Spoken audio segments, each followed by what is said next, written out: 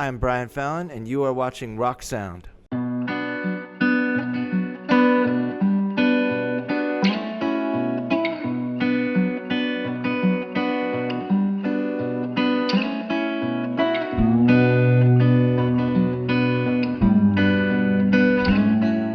Ooh, well, believe it or not, I thought I was making a different record when I started. I didn't have a plan to do it this way, but I will tell you that looking back, I did 2 tours, one in the States with Craig Finn from the Hold Steady, and one here where we did nothing but acoustic guitars and piano. So it was just us solo each night. He would do his set completely solo, and I would do mine completely solo.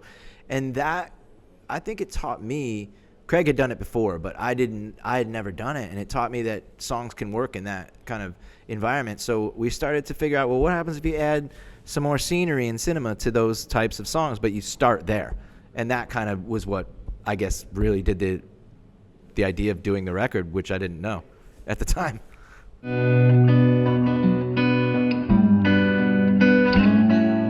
21 Days came from lyrics, and it actually, believe it or not, that came from therapy. Basically, when you go, a lot of the phrases that you hear it sometimes in like AA or like I was in like a mental health therapy, and so I would talk to my therapist, and she would say, generally speaking, if you have habits, whether they're addictions or emotional, she said, the rule is that if you can separate yourself for 3 weeks, that will give you distance to get courage to continue the journey away from the thing you're trying to get away from. And my mind said, imagine that for like a relationship, an addiction, an emotion, maybe yourself, maybe the person you used to be. And so the idea came into my head that when you're trying to get better from something, there's always having a goal in mind is always helpful. So I kind of took the expression 21 days to break a habit, and I turned it into 21 days until I don't miss you, whatever that is that you're missing, albeit not exactly accurately true that it takes 21 days. It may take longer. Maybe it takes shorter.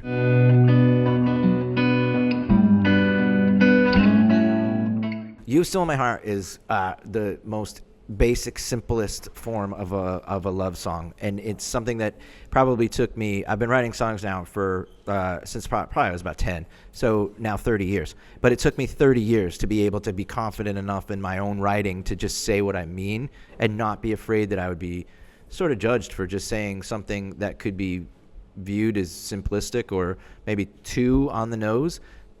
But I think that when I was done, it was the last song I wrote for this record, and it built up a lot of confidence when I finished this record to just say, you know what, I'm going to do this one for me, and I'm not going to really, it's okay. I can do this for me. I owe myself one. So that one was for me, and I was happy about it. And now I really like playing it. So I think I did okay.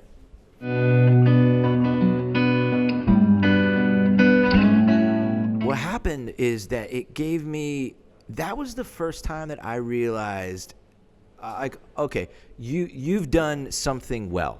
You've done something that people widely receive as that was a good job. Because when you're creating art is so subjective, whether it be poems or paintings or anything. You don't really know. Like, there's no test. You can't finish a painting and hold it up to a machine and scan it and it goes, oh, I give you a 9.10. It's just like you don't know.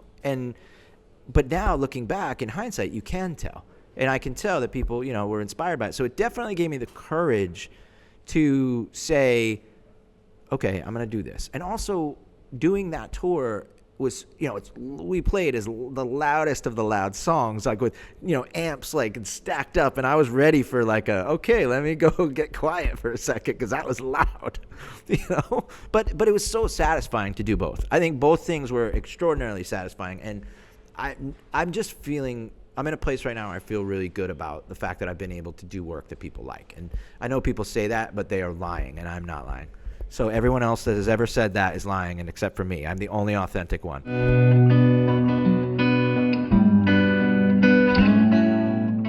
I think it's the time. Well, because there's nothing to do. There's nothing to do and everything to be angry about. because we were in the shadow of New York City. We're always talked, like people make jokes about us, even in movies, like even there's this kids movie called The Addams Family, like this new one, and they did a cartoon, and you hear Gomez Addams say in the beginning of the movie, let's go to the place where no one on the earth would want to go, the worst place in the world, and it says a sign, it says "Welcome to New Jersey." You know what? We gave you Jack Nicholson, Bruce Willis, and Bruce Springsteen. Take that. Yeah. So I don't know. I mean, but I also think that it's the time for that. Like, I mean, there's like I don't want to say like an emo revival, but like, that's what there is. Like young bands doing a lot of the music that Thursday and My Chemical Romance kind of, were big pioneers of keeping alive, And I think that, and they're also, especially My Chemical Romance, what a great band. You can't, undeniable great band.